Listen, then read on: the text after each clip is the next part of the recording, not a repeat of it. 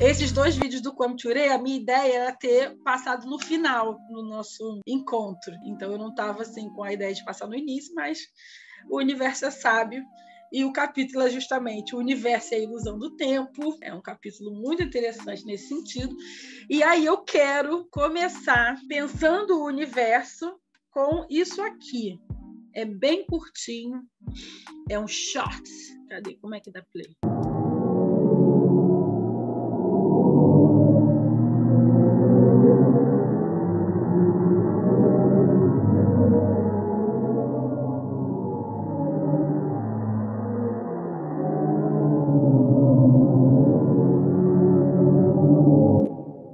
Vou botar mais uma vez o som do universo.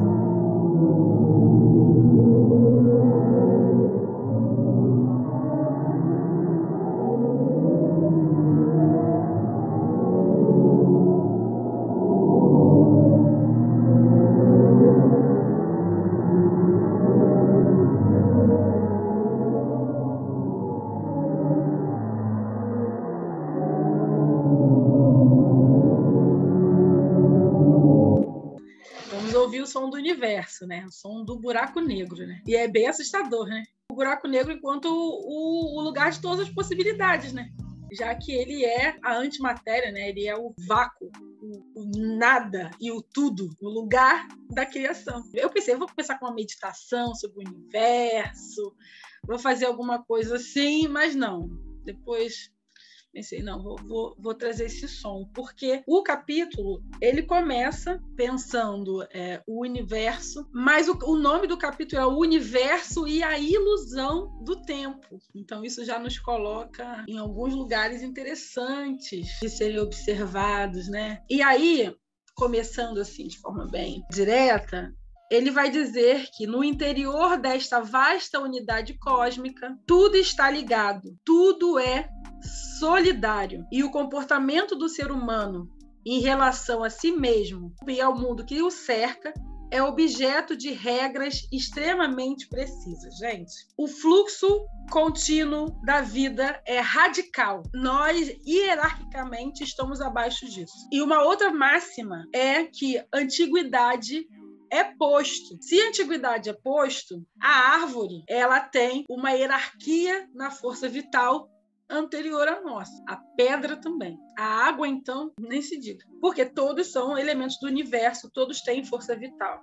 Só que esse modelo civilizatório do qual nós vivemos e experienciamos é um modelo que coloca o homem quem? O homem sou do Ocidente, não o homem Joãozinho das Condonga. Coloca o homem enquanto o centro. Penso, logo existo. Então, a existência ela se dá a partir do pensamento. Então, pergunta para a pedra se ela não existe. E entender o universo dentro dessa perspectiva nos faz ter uma outra noção de relação, por exemplo, com o ar. Xi, para os queméticos, ele é a matéria fundante da nossa força vital, né? Não há possibilidade de nenhum de nós vivermos mais do que 5 minutos, até menos, sem ar.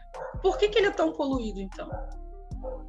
Por que há uma dessacralização dessa força vital necessária para a manutenção da nossa força vital? E aí a gente vai dar uma batidinha nesse discurso ecológico Haribo da Namastelândia. É um discurso eco, sustentável e tudo mais, mas ele é muito mais performático. E quando ele não é performático, ele acaba se imbuindo de um discurso, de uma praxis neocolonizadora. Se você não recicla, você é uma pessoa podre, você é uma pessoa... Se você... Só que, tipo, entendo. Eu acho também que temos que reciclar e tudo mais, mas vamos olhar sempre para a localização, né? Tem coleta de lixo, você recicla, mas depois o lixeiro faz o quê? Mistura tudo? Vamos falar de água, né? Mas eu tenho uma caixa de 1.000 litros. Vamos conversar então da água na indústria, que usa para fazer uma coisinha de nada, sei lá, um comprimido, uma garrafa de plástico, um refrigerante, uma calça jeans, né? Sei lá, 30 milhões de metros cúbicos de água. E aí eu, que tenho uma caixa d'água de 1.000 litros, eu tenho que ficar paranoica, culpada, porque tomei um banho de 15 minutos, botei uma banheira em casa, resolvi ter uma piscina, coloquei uma jacuzzi. Então, são sobre agendas, lugares. E nós, todos nós, temos agenda, todos nós temos localização e, sobretudo, todos nós somos partícula dessa força universal criativa cujo barulho acabamos de ouvir. Isso que constrói o pensamento, isso que nos movimenta, isso que nos impulsiona, e não é a alma. Isso que faz a gente... Como é que o pensamento é criado? Assim? Como é que eu estou falando com vocês a partir de um arcabouço que estão dentro das gavetas da minha memória? Como é que isso acontece? Como? O povo da neurociência vai vir, vai dar uma explicação científica e tudo mais, mas, para além dessa explicação científica, o que é isso? O que é essa força, essa criatividade? De onde vem? É justamente isso que nos conecta a toda a matéria criativa do universo. E aí, é claro, as espiritualidades vão dar nomes, uns vão chamar de Deus, enfim. Há um monte de possibilidades para você nomear, né? Os ateus vão acreditar no Deus ciência e vão ali ter as suas explicações. Todas essas explicações são explicações válidas, né? A gente, como eu falei, não operamos na Olimpíada da Opressão. Não, todas elas são válidas. Mas, para além de todas elas, o que é aquilo que dá a vida? O que criou a primeira vida? E se a vida ela é extremamente radical, né? Não há negociação com a vida. Ela é radical, ela vai nascer, ela vai morrer, e o fluxo vital da vida é sempre numa direção. Não conseguimos ir para trás. Aí vem a radicalidade desse tempo que eles trazem aqui. A gente não consegue, vou dar uma pausa e vou voltar. Então, o fluxo da vida ele é sempre numa direção e ele é hierárquico, porque quem veio antes, veio antes. Então, entenda, nós nunca seremos maiores do que os nossos pais. Tenho vários BO com eles, tudo bem, resolva seus BOs, ou não também, depende, né? Que às vezes é melhor nem resolver.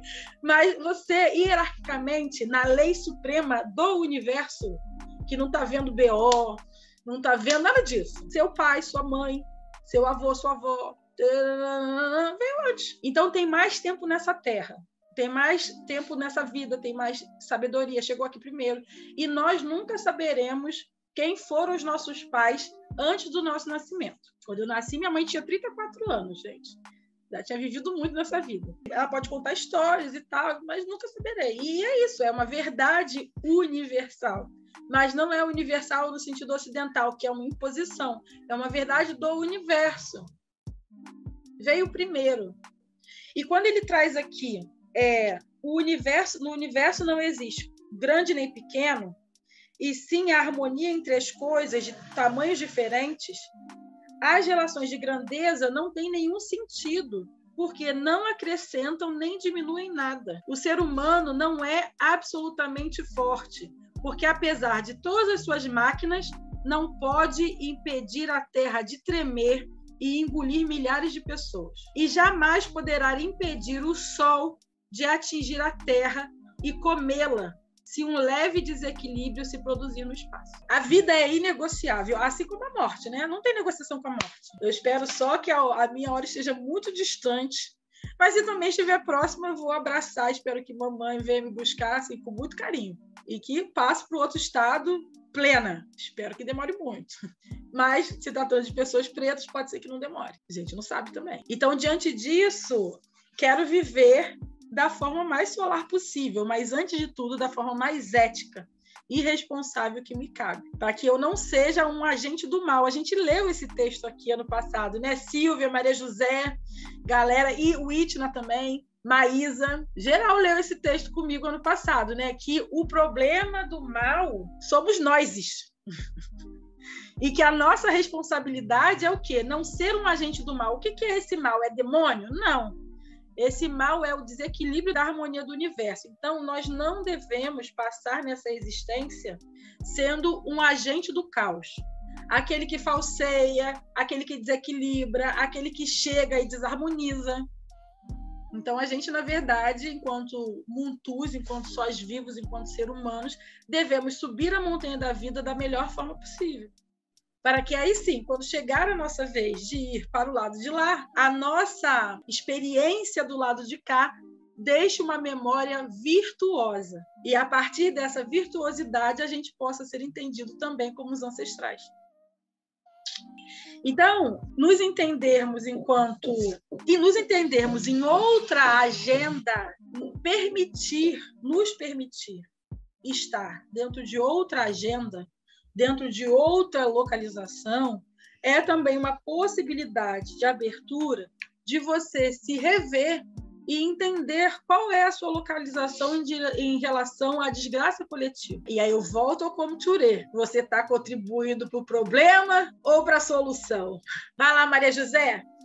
Bem, Asa e todo mundo, né? Eu venho com uma pergunta, assim, Asa, porque eu fiquei pensando também nessa questão do universo e a ilusão do tempo, e eu até sublinhei aqui a frase que você acabou de ler, né? Tudo está ligado, que no universo tudo está ligado e tudo é solidário.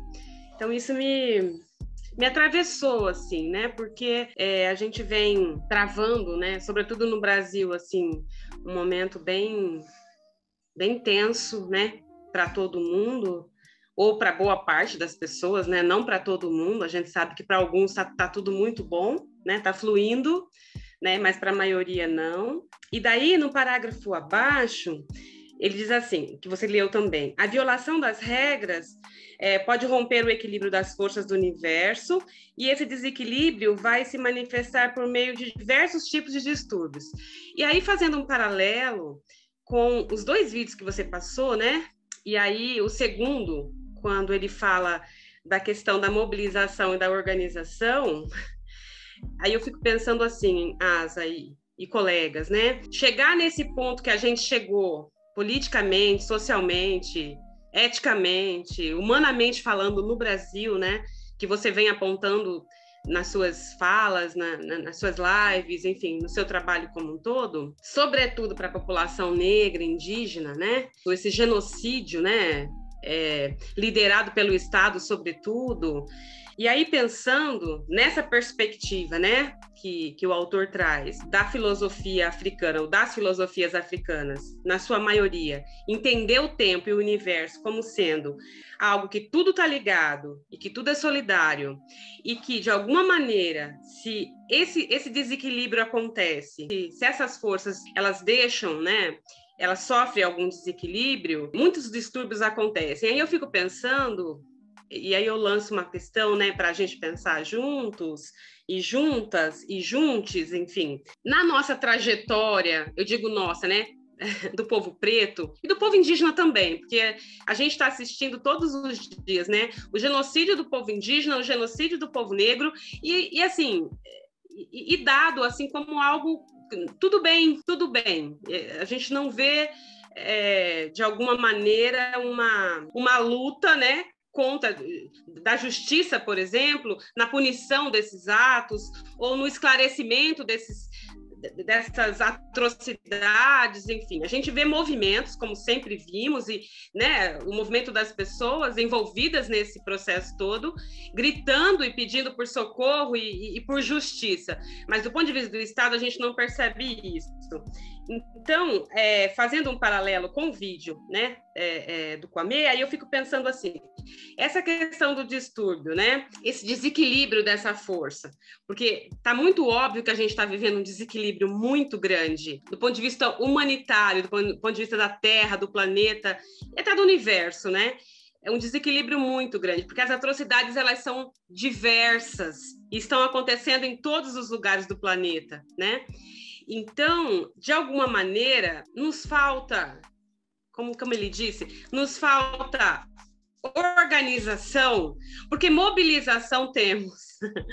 Então, para que essas forças sejam reequilibradas, e aí do nosso ponto de vista, né? Do ponto de vista do povo negro, essas forças estão desequilibradas. Para que elas se reequilibrem, nos falta, então, organização. Que pergunta de milhões! Meu Deus do céu, se eu tiver a resposta, eu vendo. Ganhar um dinheirão. Depois, Marizé, eu não tenho essa resposta, assim, acho que é coletiva mesmo. Agora, eu só tenho que discordar de uma coisa. Nós somos organizados. Sempre fomos organizados desde o primeiro que desembarcou nessa desgraça. E se não fosse por vários tipos de organização, nós não teríamos sobrevivido. Então, talvez não é uma questão de organização, mas colocar as nossas práticas organizativas no centro da agência. Porque você vê, os capoeiras são tudo organizado, as pessoas da comunidade. Existem milhões de formas de organização coletiva, desde a horta comunitária no alto da favela, até a tiazinha que dá reforço para os alunos da comunidade. A galera da igreja é organizada. O problema é que a agenda deles é outra, mas é tudo organizado, entende? Então, acho que, no caso, para além de uma organização macro, que eu acho que talvez, e articulada, uma organização, eu acho que nos falta articulação com as várias possibilidades de organização que nós fazemos ao longo de séculos aqui. E a gente, quando vê essas organizações, a gente olha elas de uma forma menor. E aquelas organizações pretas que deram certo, elas são capitalizadas pelo sistema, são embranquecidas. Por exemplo, as escolas de samba. O nome das agremiações é Escola de Samba. Tem uma agência, ela é fundada numa agência, é fundada numa organização, é fundada no entendimento, é fundada numa humanização, mas no momento em que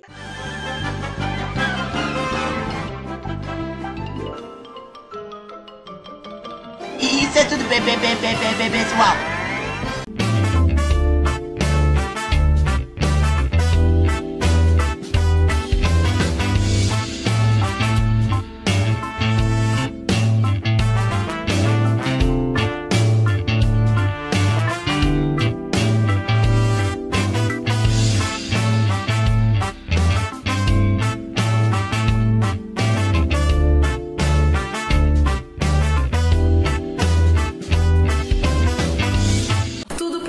o seu som.